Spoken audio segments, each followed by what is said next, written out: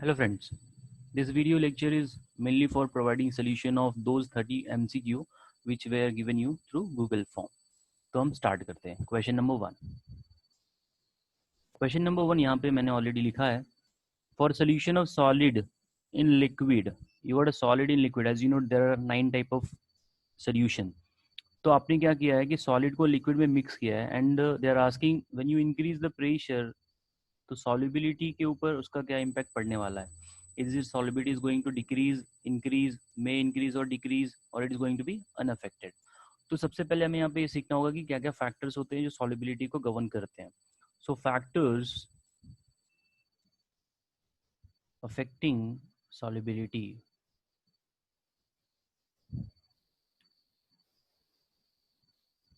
So mainly हमारे पास 3 factor होते हैं। इफ आई से the first factor is the nature of solute, and इसको मैं सॉलिड भी बोल सकता हूँ, नेचर ऑफ सॉलिड कैसा है, and solvent, is it polar or non-polar? As we know, like dissolves like.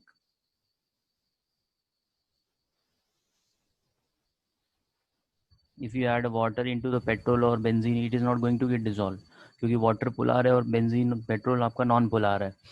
तो वो रोल यहाँ पे कंसिडर किया जाता है कि आप किसको किस में मिक्स कर रहे हैं। सेकेंड फैक्टर जो होता है वो बन सकता है टेम्परेचर। अब टेम्परेचर बढ़ाने से सॉलिबिलिटी बढ़ सकती है और घट भी सकती है। वो डिपेंड करेगा कि वो रिएक्शन आपका एक्सोथर्मिक है या एंडोथर्मिक है। इफ रिएक्शन इज एक्सोथर्मिक और एंडोथर्मिक है, तो बेसिकली क्या होता है, एक्सोथर्मिक मतलब वो हीट रिलीज करेगा, मतलब वो रिएक्शन को हीट की ज़रूरत नहीं है। इफ़ यू आर हीटिंग, अगर आप उसको हीट करेंगे तो रिएक्शन जो है फॉरवर्ड जाएगा कि बैकवर्ड जाएगा, इट विल गो बैकवर्ड, क्योंकि उसको हीट का ज़रूरत नहीं है और आप उसको हीट दे रहे हैं।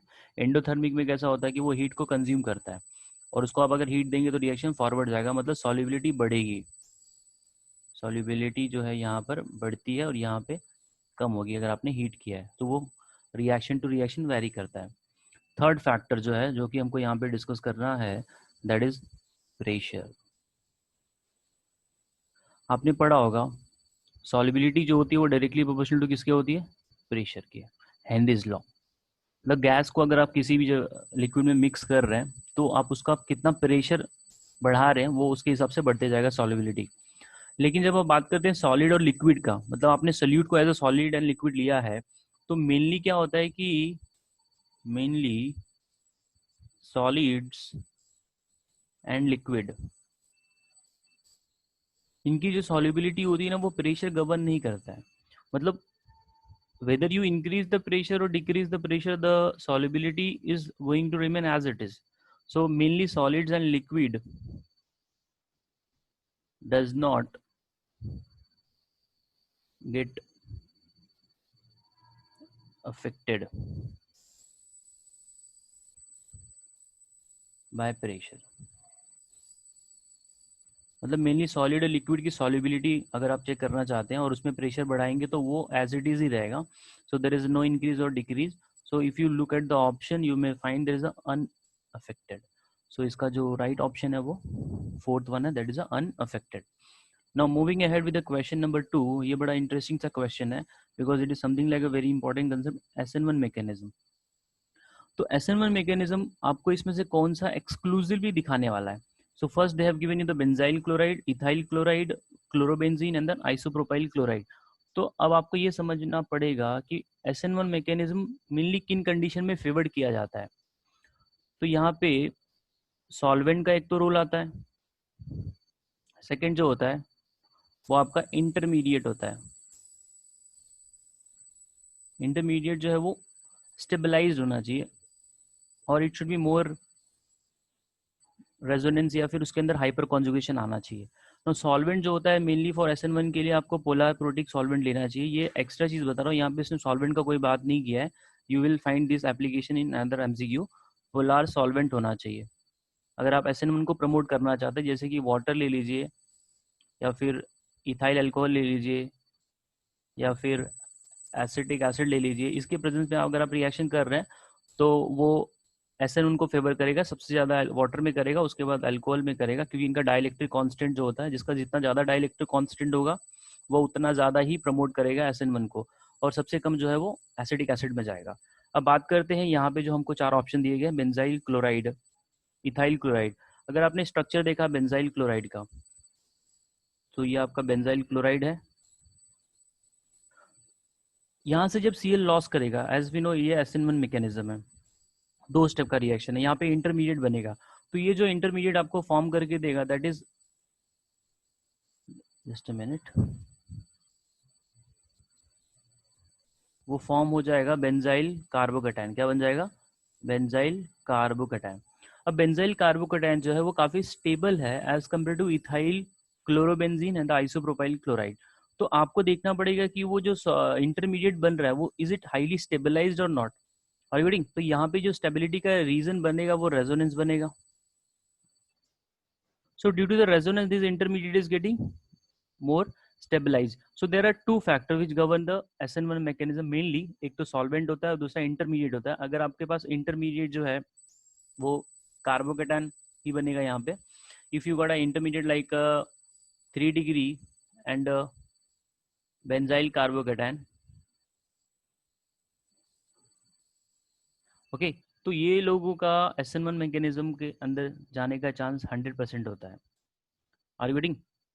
तो यहाँ पे जो आपको ऑप्शन दिख रहा है benzyl chloride, ethyl chloride, chlorobenzene and isopropyl, तो एक्सक्लूसिवली जो जाएगा वो बेंजाइल क्लोराइड जाएगा, क्योंकि इसका जो इंटरमीडिएट है वो आपका बेंजाइल कार्बोकेटान है विच इज हाईली स्टेबल। एक और चीज होती है SN1 मैकेनिज्म के लिए, जो आपका कार्बोकेटान है वो थोड़ा सा स्टेरिकली क्राउडेड होना चाहिए, there should be more crowding. Crowding मतलब वो उसको स्टेबलाइज करने के लिए होता है, वो हम आगे भी देखेंगे अभी।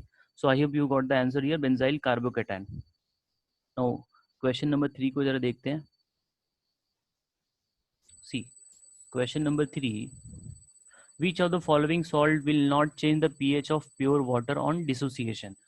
तो आपको देखना पड़ेगा कि वो सॉल्ट किस चीज का बना हुआ है। If you see the KCl, KCl is a kind of salt which is made up of strong acid plus strong base like KOH and HCl. So its aqueous solution will be always neutral.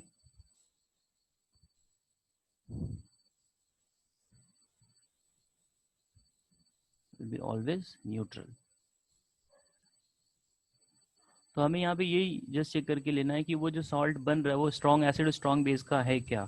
अगर वही strong acid और strong base वाला आपको कोई दिख गया तो वो सोल्यूशन को ओवरऑल न्यूट्रल रखेगा, क्योंकि जो अमाउंट में H+ मिल रहा है और जो अमाउंट में OH मिल रहा है दोनों एक दूसरे को कंज्यूम कर जाएंगे। Neither there is going to be H+ more or OH- more, both are equally present in the system. So the right option will be here KCl, because it is a made of strong acid and then strong base. Now moving ahead with the question number 4, let me scroll up. See, if you see the question number 4, they're asking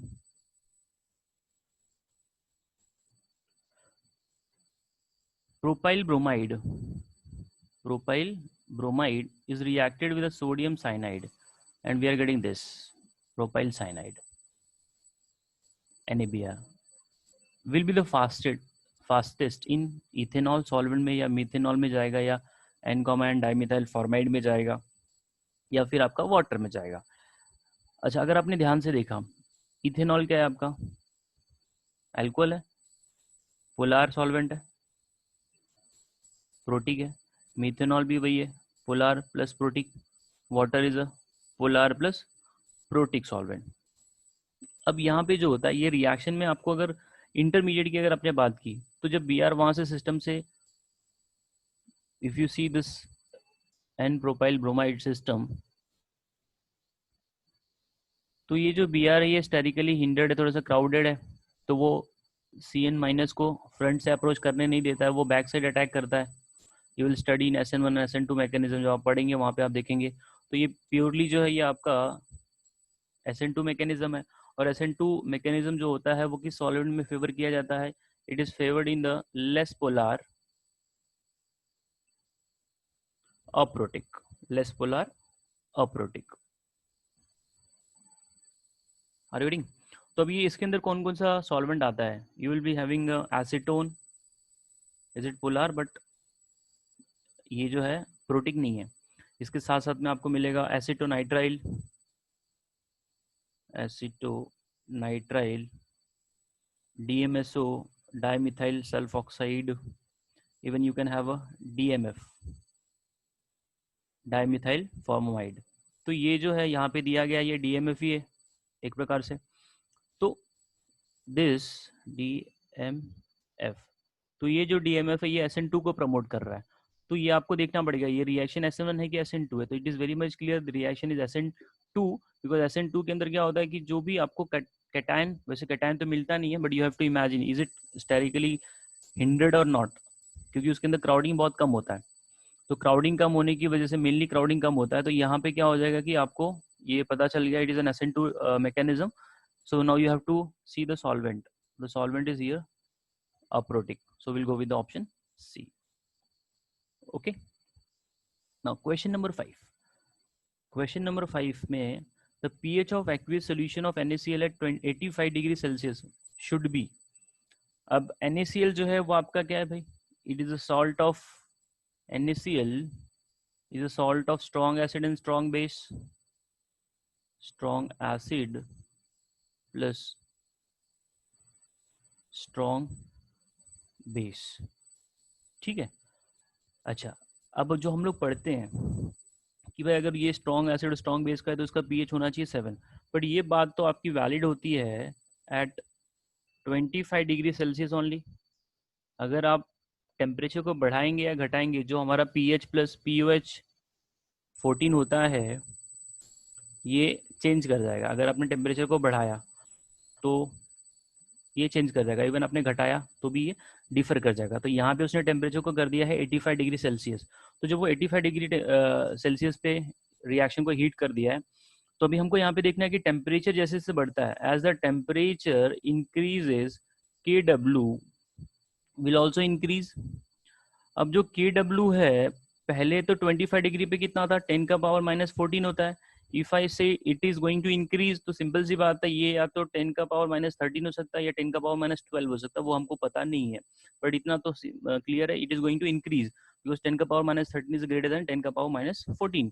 if you put the here formula PKW बराबर क्या हो जाता है भाई, negative log of KW। अगर मान लीजिए मैंने यही डेटा को यहाँ पे पुटअप कर दिया, -13 को ले लिया, तो ये कितना आ जाएगा, 13 आ जाएगा। तो pH plus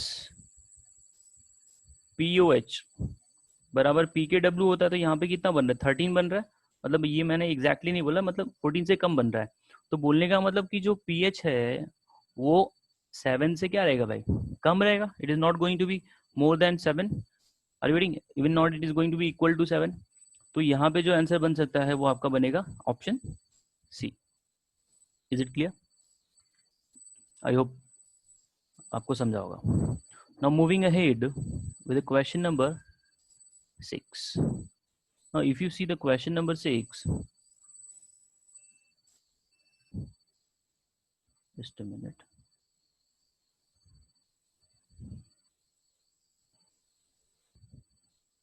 Now 1 cc of 0.1 normal HCl is added to 99 cc. अब cc का मतलब क्या हो गया भाई, क्यूबिक सेंटीमीटर। क्या हो गया, 1 cc तो 1 क्यूबिक सेंटीमीटर। ठीक है। अब यहाँ पे जो दिया है HCl आपको दिया है 1 cubic centimetre cc and it's concentration that is your normality, यहाँ पे उसने दी है 0.1 नॉर्मल। ये इसकी नॉर्मेलिटी और मोलारिटी जो सेम हो जाएगी बिकॉज वैलेंसी फैक्टर 1 है। अच्छा, 1 क्यूबिक सेंटीमीटर का मतलब हो जाता है यहाँ पे, आप इसको 10 का पावर -3 से मल्टीप्लाई कर दीजिए। So it is going to be 1 cubic centimetre is equals to 10⁻³ litre. ठीक है।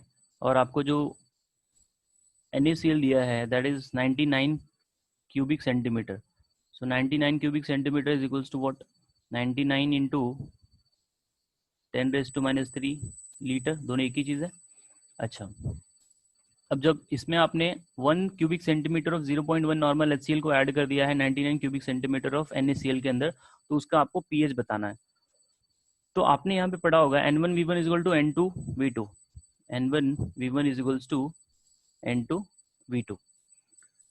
ये अगर मैंने बोल दिया ये जो है ये एसिड वाला है और ये आपका सॉल्ट वाला है, दैट इज NaCl का, तो इनिशियल इसकी नॉर्मेलिटी जो है, मैं उसको मोलैरिटी के टर्म्स में यहाँ पे लिख रहा हूँ। नॉर्मेलिटी और मोलैरिटी फिलहाल तो इसके लिए 1 ही बनने वाली, क्योंकि वैलेंसी फैक्टर 1 है। तो इसका कॉन्सेंट्रेशन कितना दिया है? 0.1 normal, and volume is how much? 10⁻³ equals to, when you talk about HCl। अब HCl में जब आप बात करेंगे तो HCl का हमको कॉन्सेंट्रेशन जो है उसमें मिलाने के बाद पता ही करना है, दिस इनटू आपका जो टोटल वॉल्यूम है यहाँ पे V2 मतलब आपने पहले 99 रखा था, अभी इसमें 1 मिला दिया तो कितना हो गया आपका रिजल्टेंट वॉल्यूम? 99 इंटू 10⁻³ प्लस 10⁻³ ये 99 आपका NaCl का सोल्यूशन है इन लीटर। अच्छा, ये जो है ये टोटल वॉल्यूम है, यहाँ पे ये NaCl नहीं लेना, acid N1V1 is equal to N2V2, ये जो है V2 आपका टोटल वॉल्यूम है और N2 आपको फाइनल कॉन्सेंट्रेशन है। सो हमको फाइनल कॉन्सेंट्रेशन पता करना है। So now will shift N2 को यहाँ पे रखते हैं, इसमें से 10⁻³ आपने बाहर लिया, so it is going to be 99 + 1 100 into 10⁻³ so it is N2 into 10⁻⁻1 and here it is 0.1 into 10⁻³ will simplify this। तो N2 का वैल्यू क्या हो जाएगा? ये यहाँ पे आके 0.1 into 10⁻³ divided by 10⁻⁻1। If you simplify this तो ये 10⁻⁻4 हो जाएगा ऊपर, और ये आपका 10⁻⁻1 है, सो फाइनली 10⁻⁻3 बनेगा। तो ये आपका क्या है? ये आपका H+ है। क्या ये H+ है? H+ equals to 10⁻³ so therefore pH equals to negative logarithm to the base 10 of H+ and concentration हो जाएगा, you will put it here, so we are going to get 3। तो आपने जो फाइनल वॉल्यूम हुआ वो आपको दोनों को ऐड करना पड़ेगा। आई होप क्वेश्चन क्लियर हो गया होगा। So the right option is going to be here 3। Okay, similar question अगला वाला जरा देखते हैं। See question number 7, 10 ml of M/200 H2SO4 is mixed with 40 ml of M/200 H2SO4। तो फाइनल pH हमको बताना है यहाँ पे। तो यहाँ पे 2 H+ आ रहा है, तो हमको पहले नेट H+ पता करना पड़ेगा। नेट H+ क्या है ये आप फाइंड आउट करेंगे दोनों को ऐड करके। तो आपका जो है 10 ml प्लस M/200 H2SO4 से कुछ तो आपको H+ मिलता होगा, वो हम कैलकुलेट करेंगे। इसको मैंने H+1 बोल दिया है। अब सेकंड वाला जो है उसका वॉल्यूम कितना दिया है लोगों ने? 40 ml दिया है। 40 ml concentration is like same M/200 H2SO4। इसको मैंने इमेजिन कर लिया, यहाँ से जो H+ आएगा वो आपने 2 इमेजिन कर लिया है। तो मैं दोनों को ऐड करूँगा। सो नेट H+ क्या हो जाएगा? H+1 plus H+2। तो नेट H+ आएगा, फिर उसको टोटल वॉल्यूम से डिवाइड करेंगे, फिर वो आपका pH वाले फॉर्मूले में पुटअप कर दिया जाएगा। सी कॉन्सेंट्रेशन का फॉर्मूला क्या होता है? Concentration is equal to mole upon volume, so therefore N equals to C into V हो जाएगा। Now the volume is given in ml, so will find out the millimole. क्या फाइंड आउट करेंगे? Millimole. So the millimole which is coming from first one, तो इसका C into V हो जाएगा। Concentration कितना दिया है? This is given as 1/200 and volume कितना दिया है? 10। तो इसको हम सिंप्लीफाई करेंगे 1/200। सी दिस इज 1/2 को 0.5 हो जाएगा and into 10⁻², this is going to up -2 into 10, और इसका वैलेंसी फैक्टर क्या है H2SO4 का? 2, तो हम लोग यहाँ पे 2 मल्टीप्लाई करेंगे। तो ये फाइनल जो वैल्यू हमको मिलेगी 5 into 10⁻² this is -3 into 10 into 2, तो ये हो जाएगा आपका 5 2 ज़ा 10, 10 into 10 into 10 raise to -3, so it is 10 raised to -1. It is coming how much? 10 raised to -1. तो सिमिलरली हम इसका भी मिलीमोल निकाल लेते हैं, मिलीमोल्स। इसको दूसरे तरीके से भी किया जा सकता है, तो मैं मिलीमोल वाले टर्म से बता रहा हूँ।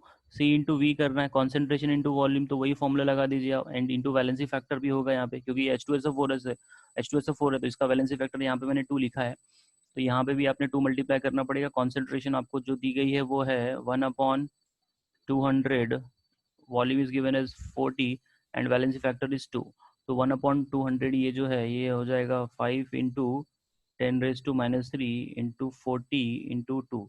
इसको हम लोग सिंप्लीफाई करेंगे तो ये बेसिकली आएगा 4 इंटू 10 रेज टू -1। तो आपने अभी पता चल H प्लस दोनों से मिल गया आपका, सो नेट H प्लस कितना आ जाएगा, 4 into 10 raise to -1 plus 10 raise to -1। अब इसमें से 10 रेज टू -1 बाहर ले लीजिए, तो बचेगा क्या, 5 इंटू 10 रेज टू -1, क्या बच रहा है, 5 into 10 raise to -1 divide by total volume कितना है, 50। So if you simplify this it comes at 10 raise to -2। So therefore pH is equal to negative logarithm to the base 10 of H plus ion, तो ये कितना हो जाएगा, 2 हो जाएगा। Is it given 2? Yes, 2 is given. So I hope ये question भी आप लोगों को समझा होगा। Now moving ahead with the question number 8.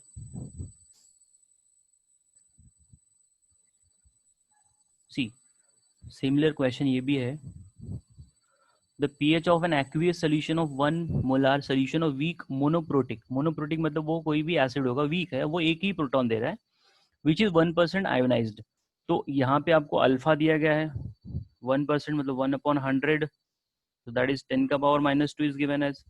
Now it is a weak acid. So weak acid मतलब आप एसिटिक एसिड भी ले सकते हैं, क्योंकि वो भी मोनोप्रोटिक ही है। तो अगर आपने एसिटिक एसिड लिया CH3, उसे नाम नहीं दिया, तो आप HA लेके भी बात कर सकते हो। सो एसिटिक एसिड मैंने यहाँ पे इमेजिन किया है। So it is like undergoing dissociation CH3COO- plus proton. No see, initially इसकी जो कॉन्सेंट्रेशन जो है वो आपको दी गई है 0.1 इनिशियल, इट इज 0.1, ये आपका 0 होगा। At equilibrium, at equilibrium, see 0.1 to is going to be 1 minus alpha, whatever the concentration, whatever the dissociation is happening, वही वहाँ पे प्रोड्यूस होगा। तो ये कॉन्सेंट्रेशन इसकी कितनी आ रही है, 0.1 इंटू अल्फा, जो भी डिसोसिएशन होगा, दिस इज 0.1 इंटू अल्फा। सो अल्फा की वैल्यू हमको यहाँ पे दी गई है, आपने H plus equals to alpha into C formula आपको पता है। So now you are going to put alpha as a 10 raised to -2 and see concentration जो है, this is 0.1 is given here, 10 raised to -1, so 10 raised to -3 हो गया। so therefore pH equals to 10 raised to, sorry, this is a negative log of H plus ion concentration to the base 10, so you put it here, so you are getting pH equals to 3, so it is given in option, yes, option third. Okay, now moving ahead with the question number 8. Now see, the compound whose 0.1 molar solution is basic, ammonium acetate, ammonium chloride, ammonium sulfate and ammonium acetate. So we'll have to see the, first of all, is it made up of strong base or not, because they are asking the overall solution is basic. So all are the salt here, so we have to just check which salt is having a stronger base. So if you look at the ammonium acetate, this sodium acetate, so CH3 COONA, अब ये जो sodium acetate है ये break down होगा, तो ये basically क्या बनता है, जब वाटर में आप ऐड करेंगे तो it is going to be acetic acid plus NaOH। So overall it is going to be basic in the nature, because you have to just check is the salt is basic or not. How you will come to know? You have to just check it out, is it made up of strong base or not. So it is this NaOH. So sodium acetate will be the right option here, this one. Now moving ahead with the question number 10.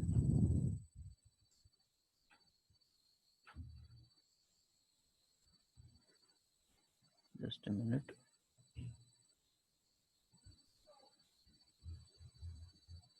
Now the pH of neutralization point of 0.1 normal ammonium hydroxide with 0.1 normal HCl is, see ammonium hydroxide जो है NH4OH को आपने mix किया किसके साथ में, HCl के साथ में. So what it is going to give you, ये आपको फॉर्म करके देगा NH4Cl अमोनियम क्लोराइड.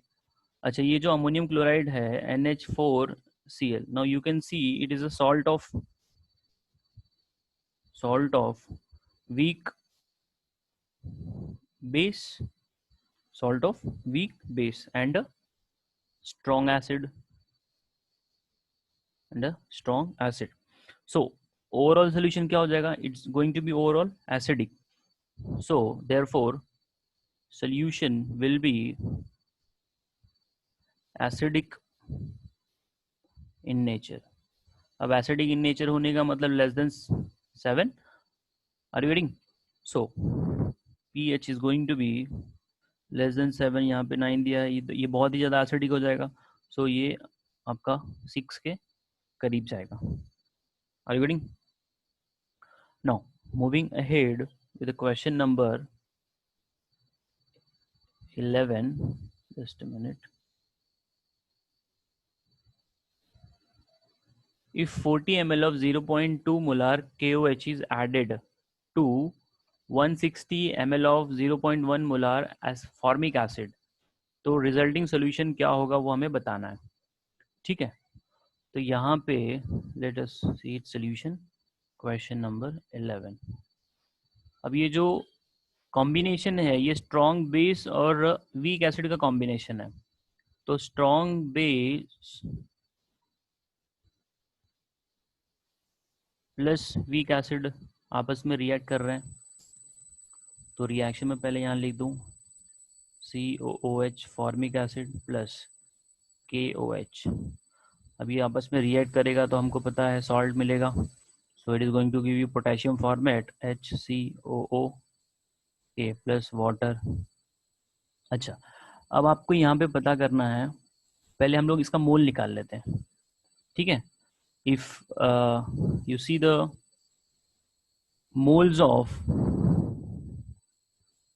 जो यहाँ पे मिलीमोल्स दिया गया है, कॉन्सेंट्रेशन 0.2 है और ये आपका 40 दिया है. Volume moles that is millimoles में निकालूंगा क्योंकि वॉल्यूम ml में दिया है.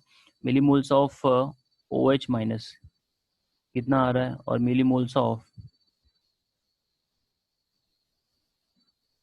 H प्लस जो कि आपका फॉर्मिक एसिड से मिलेगा. तो C into V concentration into volume into valency factor. तो यहाँ पे जो है फॉर्मिक एसिड पहले इसका देख लेते हैं 40 इंटू 0.2 आर गेटिंग. तो ये हो जाएगा 8. क्या हो जाएगा 8 और वैलेंसी फैक्टर इसका 1 है ही. फॉर्मिक एसिड का भी वैलेंसी फैक्टर 1 है. तो कॉन्सेंट्रेशन 0.1 है इंटू 160 करा तो वो 16 हो जाएगा. सो इट इज 16. सो इनिशियली जो इसका अमाउंट था, इनिशियल फॉर्मिक एसिड आपका 16 है, KOH आपका 8 है, ये आपका ब्लैंक है, कुछ नहीं है, 0 है. अच्छा अभी बचेगा कितना ये, अगर आपने ध्यान से देखा तो ये 8 मोल जो है, ये 16 मोल वो 8 मोल को कंज्यूम कर जाएगा. तो यहाँ पे ये बचेगा कितना, 8 बचेगा. ये आपका पूरा का पूरा 0 हो जाएगा, ये 8 हो जाएगा और ये 8 हो जाएगा. अब आपको पता है pH equals to pKa plus log of salt upon acid. अब सॉल्ट का 8 और ये भी 8 और कॉन्सेंट्रेशन दोनों का सेम ही होगा क्योंकि नंबर वॉल्यूम तो सेम ही है. तो ये तो पूरा का पूरा फैक्टर क्या हो जाएगा, दैट इज 8/8 रहेगा। सिंप्लीफाई मारेंगे तो log 1 तो 0 हो जाता है। So therefore P H equals to क्या हो गया, पी के ए हो गया। क्या हो गया भाई, पी के ए। अब आपने यहाँ पे पता करना है P K A. So P K A equals to negative log of K. अब के हमको कितना दिया है यहाँ पे, 2 × 10⁻⁴। तो ये जब आप इसमें पुटअप करेंगे नेगेटिव लॉगरिदम 2 × 10⁻⁴, तो ये a प्लस बी हो जाएगा। तो इसका जो वैल्यू बनेगा ये हो जाएगा 4 - 2, एंड log 2 की वैल्यू होती है 0.3010। तो सिंप्लीफाई करेंगे तो ये आएगा 3.7। तो पी के ए बराबर हो गया P H. Therefore late me scroll up. अब हमको पी एच मिल गया है यहाँ पर 3.7, but they are asking as a P O H. So P H equals to 3.7, therefore P O H equals to कितना हो जाएगा, 14 माइनस ये कर दीजिए, 10.3 आ जाएगा। So the right answer is 10.3। They were asking us to calculate P O H only. Yes, तो आपने पी ओ एच कितना कैलकुलेट किया, 10.3। I hope everybody got it. Now moving ahead, next question, pH of 10⁻⁻3. Just let me scroll up. Now, question number 12. Question number 12. The pH of 0.001 molar aqueous solution. Aqueous solution है और simple सी बात है, 10⁻²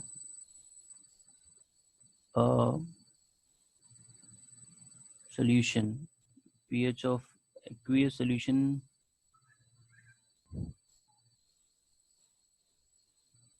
is it just let me see this question again, क्योंकि अगर यहाँ पे कोई सॉल्ट नहीं दिया है, I will just get back to this question, just hold on.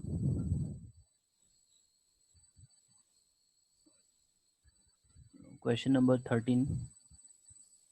So ideally is aqueous solution, it has to be 7, but they have I need to just check the question again.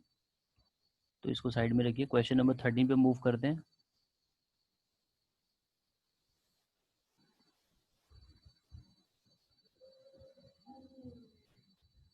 Now, which of the following is a Bronsted acid but not a Bronsted base? So जो proton दे सकता है, what is the first of all Bronsted acid and the base? Bronsted acid is someone who can give the proton. The proton donor is called as a Bronsted acid, and then proton acceptor is called as a Bronsted base.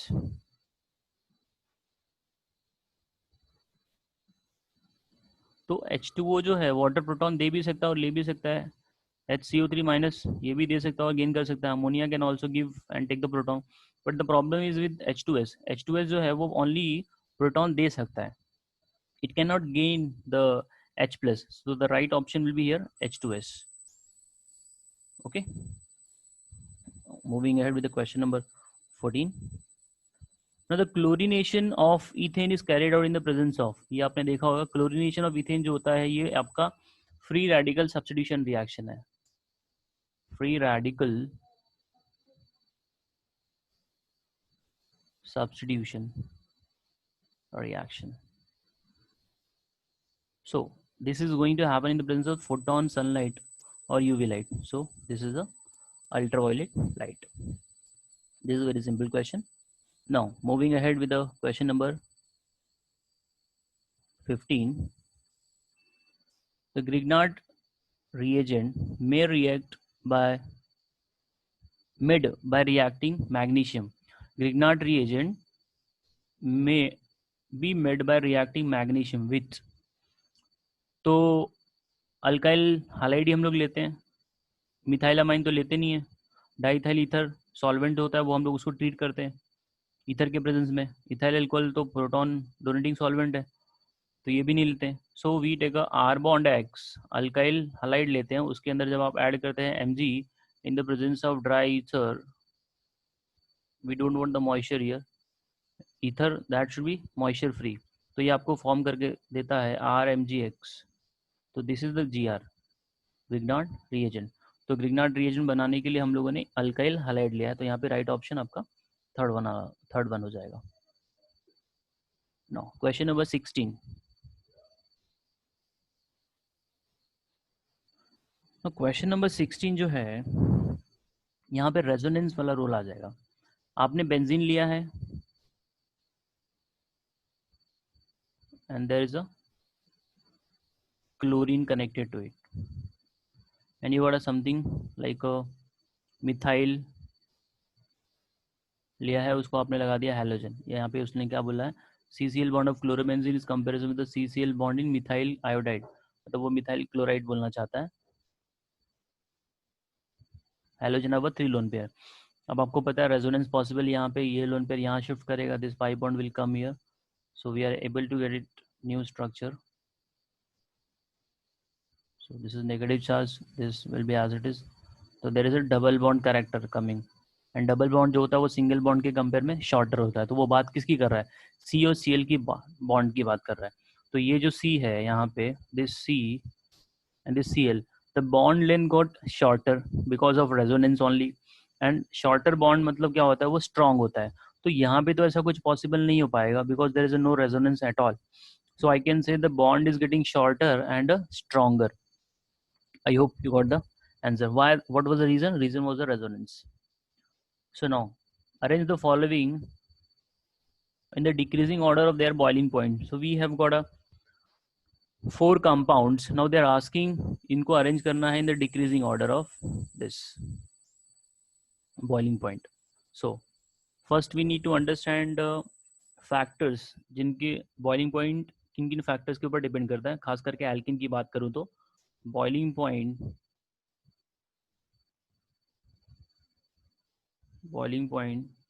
mainly depends first as number of carbon atom increases, boiling point भी बढ़ता है। Second factor, as branching increases, as branching increases आपका surface area कम हो जाता है और boiling point जो है वो कम हो जाता है। तो ये दो चीज़ों को माइंड में रखना है। यहाँ पे हमको जो दिया गया वो प्योरली हाइड्रोकार्बन है, तो हम पहले यहाँ पे स्ट्रक्चर बनाएंगे ए वाले का। A structure is given as N butane, that is CH3 CH2 CH2 CH2 CH3। Second structure बना लेते हैं, B is they have given you 2 methyl butane, CH3 एक ब्रांच आ गया यहाँ पे, sorry this was N butane, मैंने 5 बना दिया है। सो लेट मी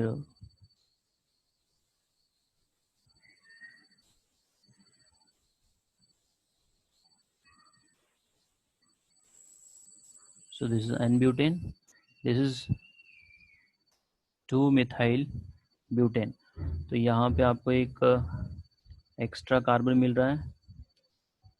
सी को जरा देख लेते हैं। सी में हमारे को एन पेंटेन दिया है, मतलब 5 कार्बन है, 1 2 3 4 5, everywhere there is a hydrogen. And D को भी नीचे ही बना देते हैं। सो डी में हमको क्या दिया गया है, 2,2 dimethyl propane. So you got a 3 carbon as a parent chain, एक कार्बन ऊपर जा रहा है, एक कार्बन नीचे जा रहा है, and there is going to be hydrogen everywhere. So अब हमें यहाँ पे देखना है कि बॉइलिंग पॉइंट का क्या वैल्यू हो सकता है। आपका एन ब्यूटेन जो होता है, इसका बॉइलिंग पॉइंट अप्रोक्सीमेटली 273 केल्विन बनता है, and this is going to be, एक कार्बन ज़्यादा है इसके अंदर, तो ये बट अब इससे ज़्यादा ही होगा। अब यहाँ पे जो है, this is your N pentane है, मैंने कितना बनाया 1 2 3 4 5, हाँ पेंटेन है, और ये आपका क्या था, ब्यूटेन था। तो ब्यूटेन का पेंटेन का बट ऑफ इससे ज़्यादा ही होगा। सो it is like a 309 kelvin. इसमें भी 5 कार्बन है, इसमें भी 5 कार्बन है डी वाले में, बट इसका जो ब्रांचिंग है वो 2 ब्रांच यहाँ पे आ चुका है, तो 309 तो इसका होगा नहीं बॉइलिंग पॉइंट, तो it comes approximately 282 kelvin.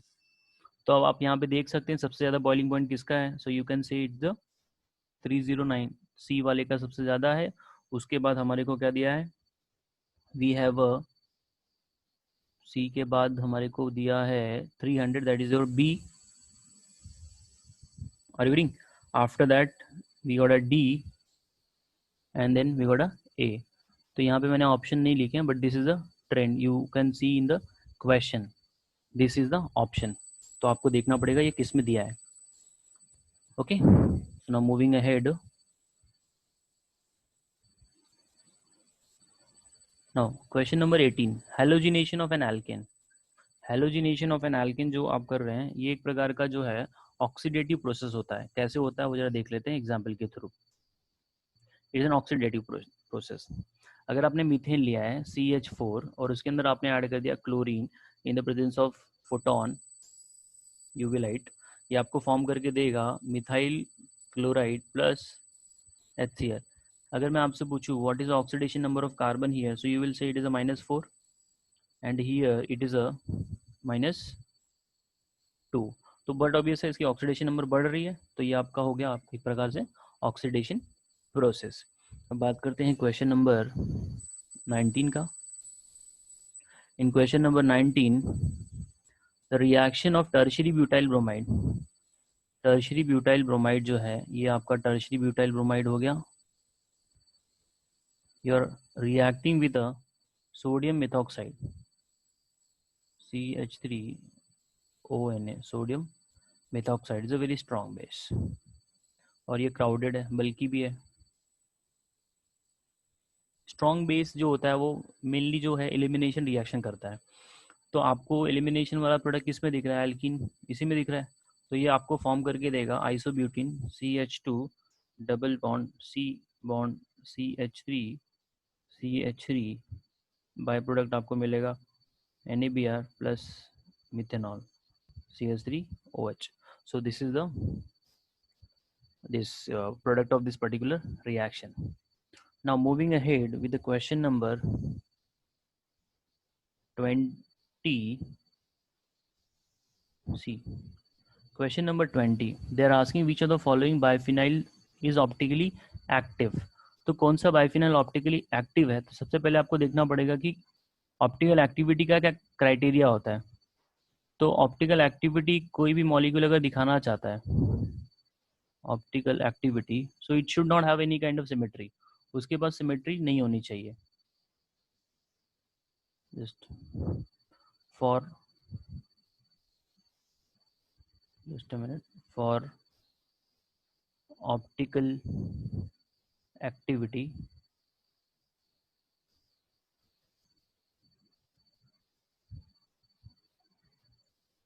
POS plane of symmetry absent होनी चाहिए। ठीक है, तो अब यहाँ पे जो हमको क्वेश्चन दिया गया है इसमें से कौन सा ऑप्टिकली एक्टिव होगा, ये कॉम्पिटिटिव एग्जाम में आया हुआ क्वेश्चन है, तो हमें पहले चेक करना पड़ेगा। See when you talk about this biphenyl system, ये सारे के सारे बाइफिनाइल है क्योंकि आपको 2 फिनाइल दी गई है।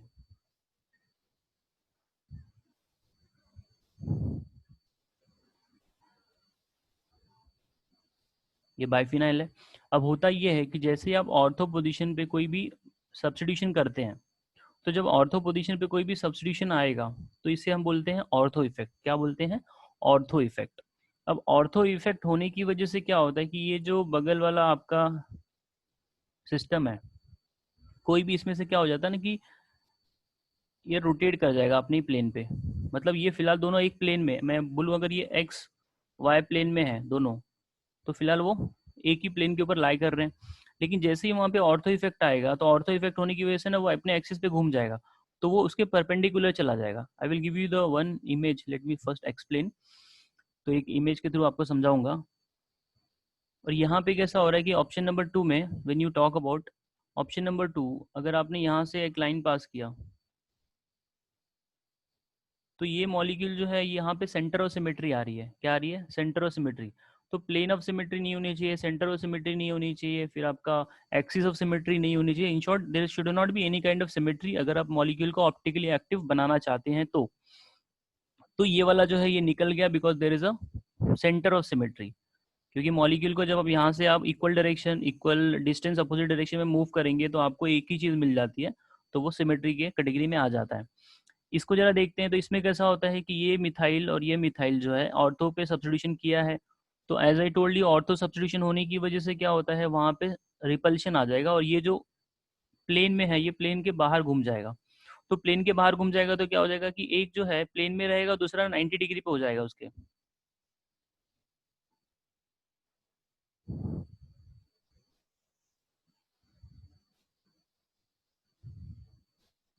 एक जो है प्लेन में रहेगा, दूसरा 90 डिग्री पे घूम जाएगा। अच्छा, फिर उसको आप क्या करेंगे, जब उसको मॉलिक्यूल को कट करेंगे, तो मॉलिक्यूल को कट करेंगे तो वहाँ पे भी आपको क्या मिलेगा, सिमेट्री मिलेगा। You will get a symmetry. तो बोलने का मतलब ये है कि मॉलिक्यूल के अंदर कभी भी सिमेट्री नहीं आनी चाहिए अगर आप उसको ऑप्टिकली एक्टिव बनाना चाहते हैं। तो ऑप्शन ये वाला जो है इसमें भी आपको सिमेट्री मिलेगी। And here if you talk about this, तो ये पूरा का पूरा जो है बाइफिनल सिस्टम है, ये प्लेन में ही है। तो अभी हमको यहाँ पे देखना पड़ेगा ऑप्शन नंबर जो 1 है, इसमें हमको कैसे सिमेट्री जो है एब्सेंट मिल रही है। So let me just upload one image so you will understand, just a minute.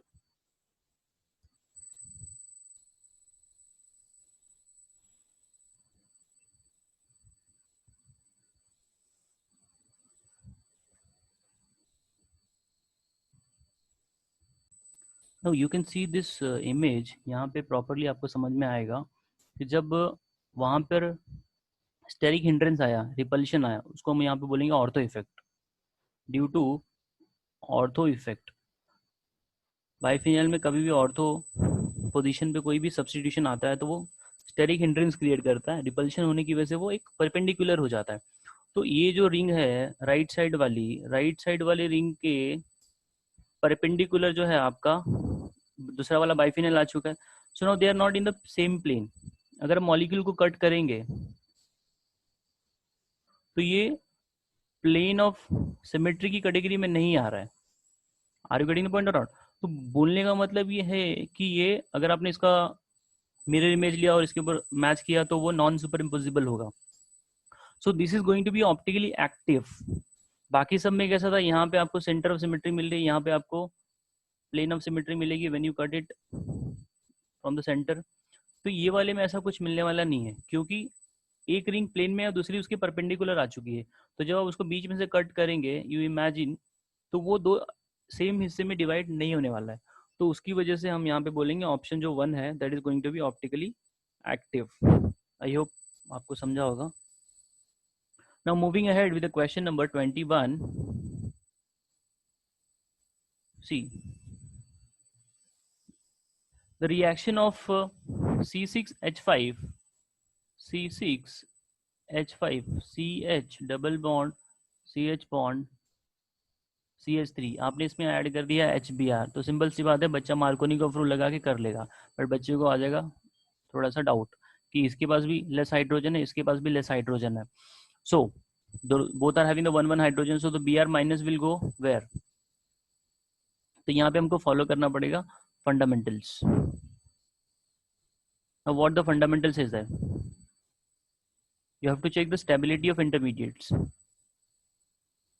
Stability of intermediates.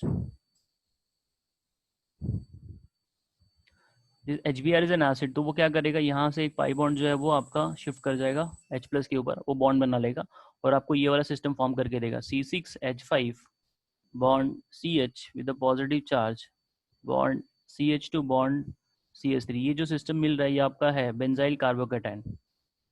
Benzyl carbocation. So as you are getting the benzyl carbocation, it is more stable as compared to this secondary carbocation. कोई बच्चा इसके ऊपर भी CH, ये CH के ऊपर H connect कर सकता है, तो that is going to be then you will get a 2 degree here and this is a benzyl carbocation. तो benzyl carbocation ज़्यादा स्टेबल होता है, तो हम उसी के ऊपर आपका Br माइनस का अटैक करा देंगे. So this will come here. So the product is going to be this way: C6H5 CH bond Br bond CH2 CH3. So we'll have to check where is it's given. Option ये यहाँ पे दिया है. अब बात करते हैं question number 22. Which of the following is liquid in gas? Solution. Liquid को आपने गैस में मिला दिया, तो क्लोरोफॉर्म को आपने अगर एयर में मिला दिया तो ये आपका लिक्विड इन एयर का सोल्यूशन। इथेनॉल मतलब आपका लिक्विड इन लिक्विड है, नाइट्रोजन मतलब गैस इन गैस है, आयोडीन एक प्रकार के सॉलिड ही होते हैं, उसके क्रिस्टल्स होते हैं, तो लिक्विड इन गैस की बात की गई है, तो आपका ऑप्शन 4 बन जाएगा। Now how many type of solutions are there, तो ये मैंने पहले ही डिस्कस कर लिया था, हमारे पास टोटल 9 प्रकार के सोल्यूशंस होते हैं, we have got 9 type of solutions. The solubility of which of the following salt will decrease with the increase in temperature, तो सिंपल सी बात है, अगर वो एक्सोथर्मिक होता है तो एक्सोथर्मिक वाले रिएक्शन के अंदर अगर आप कभी भी हीट करोगे तो क्या होता है ना कि उसकी सॉलिबिलिटी जो है वो कम होती जाएगी, मतलब रिएक्शन जो है वो बैकवर्ड होते चला जाएगा। तो यहाँ पे खास करके जो एग्जाम्पल्स इस कैटेगरी में आते हैं वो आते हैं आपके लिथियम कार्बोनेट, लिथियम कार्बोनेट, ठीक है। फिर आपके यहाँ पे सल्फेट वाले भी बनते हैं, कैल्शियम सल्फेट ले लीजिए CaSO4 या फिर Na2SO4।